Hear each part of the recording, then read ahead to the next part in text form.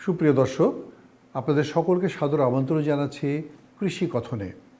কৃষি কথনের জন্য আজকে যে বিষয়টিকে আমি নির্বাচন করেছি সেটি হচ্ছে বজ্রপাত। বজ্রপাত হচ্ছে আমাদের জন্য একটি নতুন উপদ্রব। আমরা জানি এই বৈশাখ জ্যৈষ্ঠ আষাঢ় মাসে বজ্রপাত হয় এবং বজ্রপাতের কারণে জীবন, প্রাণী সম্পদ সকলেই কিন্তু হুমকির মধ্যে পড়ে। কৃষক যখন মাঠে ফসল কাটতে যায় বা কৃষক যখন মাঠে গরু চড়ায়, তখন যদি বজ্রপাত হয় তখন অবধারিতভাবেই তাদের জন্য মৃত্যু নেমে আসে এই বজ্রপাতের কারণে। একটা পরিসংখ্যান দেখা যাক। 2025 সালে কেবল এপ্রিল মাস পর্যন্ত 67 জন মানুষ জীবন হারিয়েছে এই বজ্রপাতে। আর 28শে এপ্রিল তারিখে একসাথে মারা গেছেন 17 জন, এবং এদের বেশিরভাগই কিন্তু কৃষক। বজ্রপাতে যারা মারা যান তাদের মধ্যে কৃষকের সংখ্যা বেশি। তার কারণ তারা খোলা মাঠে কাজ করেন, ফসল কাটেন বা গরু চড়ান, এবং যখন ঝড় বাদল হয় বা বজ্রপাত হয় তখন তাদের শেল্টারের কোনো জায়গা নেই বা তাদের কোনো দাঁড়ানোর জায়গা থাকে না। অতএব মৃত্যু ছাড়া তখন তাদের সামনে অন্য কোনো পথ খোলা থাকে না। 2015 থেকে 2024 পর্যন্ত আরেকটি পরিসংখ্যান, 3485 জন মানুষ মারা গেছেন এই বজ্রপাতে। আসলে বজ্রপাত কেন হয়? তীব্র তাপ, আর্দ্রতা, গরম ঠান্ডা বাতাস, এবং আমরা জানি যে জলবায়ুগত যে নানা রকমের কর্মকাণ্ড, তার কারণেই কিন্তু বিদ্যুৎ উৎপাদিত হয় এবং সেখান থেকে কিন্তু বজ্রপাত হয়। গবাদি পশু মারা যায় কিন্তু অনেক। আমরা পরিসংখ্যান নিয়ে দেখেছি 2024 সালের এপ্রিল মাসে 8টি গরু মারা গিয়েছিল ভোলার মনপুরাতে। একটি কৃষকের যদি 8টি গরু মারা যায় একসাথে, তাহলে সেই কৃষকের আর থাকে কি? একই রকমভাবে 2024 সালে বিভিন্ন জেলায় 26টি গবাদি পশু কিন্তু প্রাণ হারিয়েছে। এই যে গবাদি পশু প্রাণ হারায় কিংবা মানুষ প্রাণ হারায়, তার প্রতিকার কী? প্রথমত প্রতিকার হচ্ছে কিভাবে তাদেরকে বজ্রপাতের হাত থেকে রক্ষা করা যায়।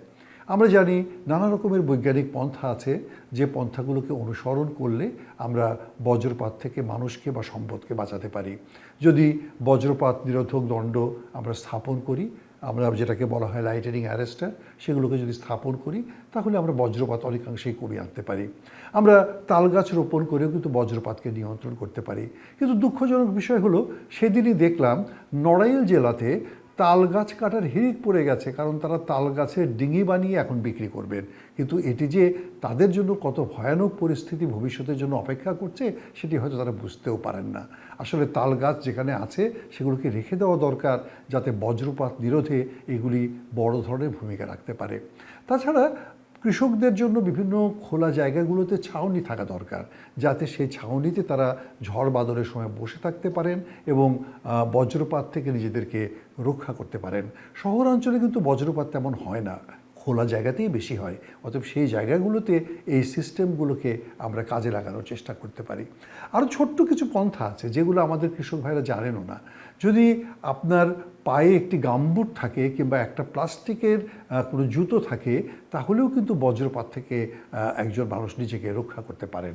কারণ বজ্রপাত তো যখন বিদ্যুৎ যখন মাটিতে পড়ে, তখন তো সেটি পানির মধ্য দিয়েই আপনার শরীরে প্রবেশ করতে চায়। অতএব পানির সাথে যদি আপনার শরীরের সরাসরি সম্পর্ক না থাকে, তাহলে কিন্তু এই বজ্রপাত আপনাকে তেমন কোনো ক্ষতি করতে পারবে না। অন্ততপক্ষে প্রাণহানি থেকে আপনি বেঁচে যেতে পারেন। তবে তারপরেও তো মানুষ মারা যাচ্ছেন এবং তারপরেও কিন্তু জীবনকে বাঁচানো যাচ্ছে না। সেক্ষেত্রে প্রতিকার কী? সেক্ষেত্রে তো প্রতিকার অবশ্যই সরকারকে চিন্তা করতে হবে কিভাবে গবাদি পশুর জন্য ইন্স্যুরেন্স সিস্টেম চালু করা যায়, যাতে গবাদি পশু মারা গেলে তার ক্ষতিপূরণ কৃষক পেতে পারে। আর মানুষ, তাদের জীবনেরও তো একটা নিরাপত্তা দরকার।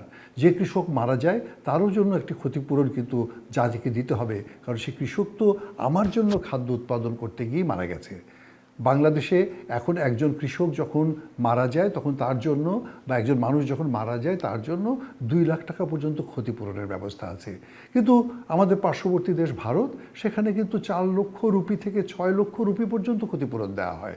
অতএব আমরা এরকমভাবে চিন্তা করতে পারি যে বজ্রপাতে যদি কারো জীবন হানি হয় তার জন্য যথেষ্ট পরিমাণ ক্ষতিপূরণের ব্যবস্থা করা সেটি আমাদের দায়িত্ব। যদি কোনো গবাদি পশু মারা যায় তার জন্য ক্ষতিপূরণের ব্যবস্থা করা সেটি আমাদের দায়িত্ব। আর সবচেয়ে বড় দায়িত্ব হচ্ছে বজ্রপাত নিরোধক সিস্টেমকে কার্যকর করা, মানুষকে সচেতন করা, মানুষকে আর্লি মেসেজ দেওয়া যে বজ্রপাত হতে পারে, অথবা আপনি সাবধানে থাকুন। আসলে জীবনের চেয়ে বড় তো কিছু নেই। জীবনকে বাঁচাতে হবে, তাহলেই না আমরা আমাদের আগামী দিনের জীবনকে সুন্দর করতে পারবো। আজ এ পর্যন্তই। নিশ্চয়ই পরে আবার কোনো বিষয় নিয়ে কথা হবে।